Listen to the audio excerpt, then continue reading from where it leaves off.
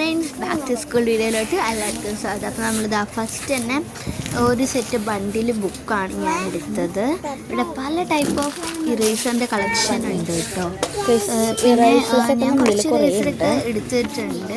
ഈ 2 സ്കെയിൽ ഞാൻ ഫസ്റ്റ് എടുത്തു. പിന്നെ സ്മൈലിയുടെ ഇറേസറിന് ഞാൻ കാർട്ടിലിട്ടിട്ട് വീണ്ടും തിരിച്ചടക്കൊണ്ട് വെച്ചെന്ന് വെച്ചാൽ അങ്ങനത്തെ പറഞ്ഞാൽ എൻ്റെ എല്ലാം ആദ്യം ഉണ്ടായിരുന്നു. പിന്നെ ഞാൻ ഈ ബുക്ക് ബൈൻഡ് ചെയ്യുന്ന റോള് വാങ്ങി.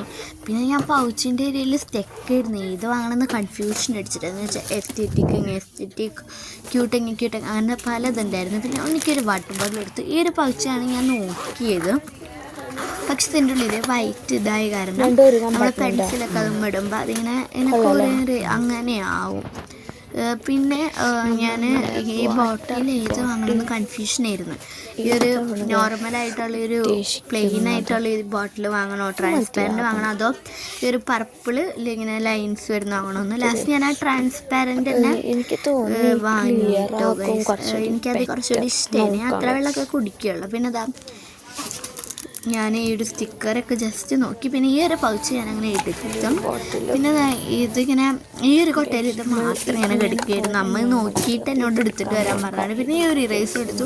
പിന്നെ ഇവിടെ Kuromi, My Melody, panda, Hello Kitty ഇതിൻ്റെയൊക്കെ വെറൈറ്റീസ് ഓഫ് ഇറേസേഴ്സ് ഉണ്ട് ഇവിടെ. പിന്നെ ഷാർപ്നേഴ്സൊക്കെ ഇങ്ങനത്തെയൊക്കെ ഉണ്ട്. ഇങ്ങനത്തെ ഷാർപ്നേഴ്സൊന്നും എനിക്ക് അത്ര ഇഷ്ടമല്ല. പിന്നെ ഞാൻ ഓയിൽ പേസ്റ്റ് അങ്ങനത്തെ ക്രയോണാണ് എൻ്റെ കൈ വന്നത് കേട്ടോ. പിന്നെ ഞാൻ മാക്സ് ക്രയോൺ എടുത്തു. പിന്നെ ഫാബ്രിക് കാസ്റ്റലിൻ്റെ ഒരു സ്കെച്ച് എടുത്തു. പിന്നെ അങ്ങനത്തെ ഒരു ലേബലാണ് ഞാൻ യൂസ് ചെയ്യുക. പിന്നെ അതാ ഈ ഒരു ഷാർപ്നർ എടുത്തു. ഈ ഒരു ഇറേസർ ഞാൻ തിരിച്ച് വെച്ച്. പിന്നെ ഇങ്ങനത്തെ ലിപ്സ്റ്റിക്കിൻ്റെ ഒക്കെ ഇറേസർ പോലത്തെ ഉണ്ടായിരുന്നു. പിന്നെ ആ 2 പേന എടുത്തു. പിന്നെ ഇങ്ങനത്തെ ഒരു കീ ചെയിൻ എടുത്ത് ഞാൻ പോയി.